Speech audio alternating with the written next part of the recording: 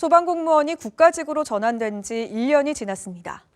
부족했던 소방관이 충원되면서 경기 소방력에도 변화가 오고 있는데요.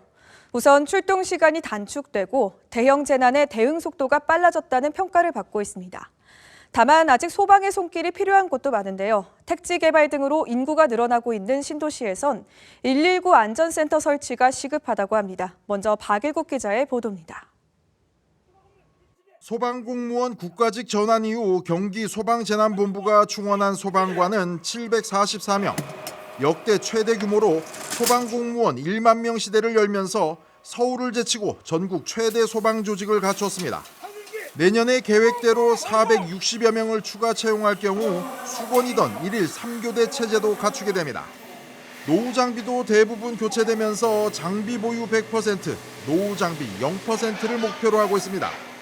늘어나는 고층 건물과 지하시설에 대응하기 위해 고가 사다리 차량 등 특수 장비 도입도 진행 중입니다. 지하 8층, 10층까지 그런 상황으로 저희가 인명 구조를 했기 때문에 장비나 아니면 여러 가지 인명 구조 화재 진압 기법이 많이 숙달되어 되지 않나. 출동 시간도 단축돼 골든타임 7분 도착률이 처음으로 50%를 넘었습니다. 대형 재난 상황에서 소방력을 집중하고 대응 속도를 높인 것도 개선점으로 손꼽히고 있습니다. 지난 이천 화재 참사 당시 매몰된 희생자를 찾기 위해 대구 지역에서 구조 전문 대원이 동원되기도 했습니다. 대구 코로나 유행 때에는 경기 지역 소방대원이 대거 투입되면서 환자 이송을 신속하게 마칠 수 있었습니다. 강원도 고동 산불이나 대구 코로나19 사태 때와 마찬가지로 빨리 많은 인원이 현장에 출동함으로 인해서 인명 및 재산 피해를 빨리 줄일 수 있다는 겁니다. 경기 소방재난본부는 우선 코로나 유행에 대비해 환자 이송과 생활치료시설 운영을 지원하고 각종 화재 예방 활동을 강화할 예정입니다. 특히 대형 화재로 연결되는 공장이나 공사장의 작업 환경과 대형 건물의 비상구 관리 등에 대해선 지속적인 단속 활동을 진행할 계획입니다. BTV 뉴스 박일국입니다. 화재 출동 골든타임을 지키기 위해 지역 곳곳에 119 안전센터가 설치되어 있습니다.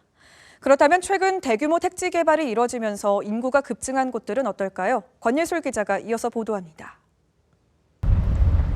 송부동이란 새 이름으로 불리는 군포 성정지구는 공공주택지구 개발로 인구수가 만여 명이 늘었습니다. 하지만 근처에 119 안전센터가 없어 송부동은 화재 취약 지역으로 분류돼 있습니다. 현재 송부동과 가까운 소방센터까지 거리는 4km, 최소 10분이 소요됩니다. 광역지원 출동 체계가 갖춰지기 이전엔 동일 지역 내 출동만 가능했기에 현장 도착까지 시간은 더 많이 필요했습니다.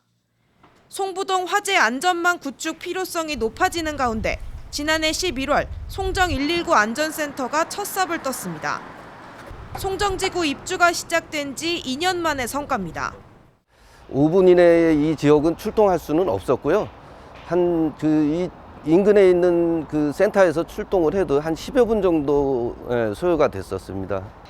근데 이제 앞으로는 송정 119 안전센터가 완공이 되고 나면은 그 소방력의 어떤 혜택을 받을 수 있을 거라고 봅니다. 내년 완공을 목표로 하고 있는 송정 119 안전센터는 군포 대야미동과 부곡동 일대의 3만 7천여 명 시민들의 안전을 책임지게 됩니다. 한편 인근의 부곡 119 안전센터는 상황이 조금 다릅니다. 의왕시 초평동과 월암동 일대를 관할하는 부곡 119 안전센터는 1991년도에 지어진 건물을 지금까지 사용하고 있습니다. 하지만 초평동과 월암동 일대 역시 대규모 택지 개발이 진행되고 있어 2년 후엔 지금보다 인구수가 2만 명 가까이 늘어날 것으로 예측되고 있습니다. 현재 부곡 119 안전센터 규모로는 신속한 현장 대응이 어려울 수 있다는 분석입니다.